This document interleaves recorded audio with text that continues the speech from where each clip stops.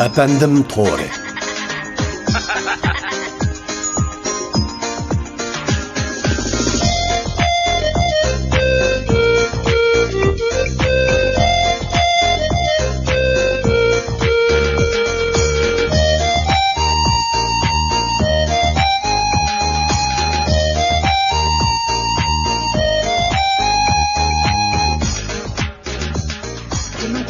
Sözleringe memnun edim daima. Senin boyna gözleringe aşık oldum gayda. Başında hayalında seni barda başında. Düşünsen çuçun aşkın canı canım dilraba. Ah ben baksam yürüğüne alsam ateş bulup yansam kalbimde ketse kıstın bu sevda. Boşan gözler daima. Ah ben baksam yürüğüne alsam ateş bulup yansam kalbimde ketse kıstın bu sevda.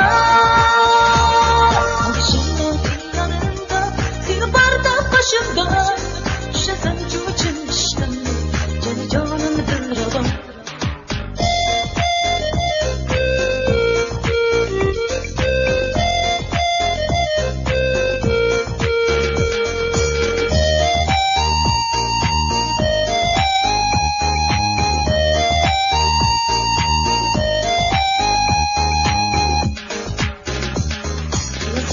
Yürgünümde onu gördüm başımda.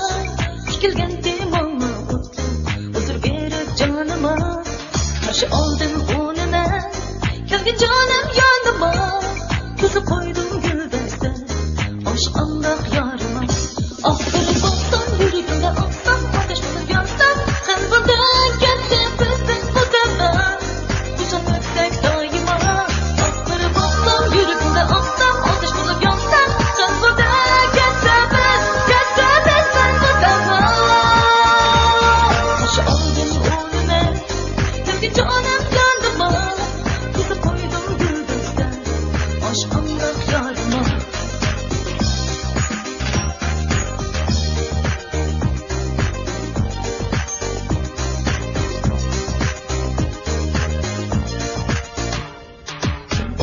Gözleringe memnun edim daima. Senin oynak sözleringe aşık oldum gayda. Başında hayalında seni barda başında. Düşünsem çuçun aşkın canı canım dilraba. Ah bana baksam yürüğüne aksam ateş bulup yansam kalbimde ketse kıstın bu sevda. Boşanırsak daima.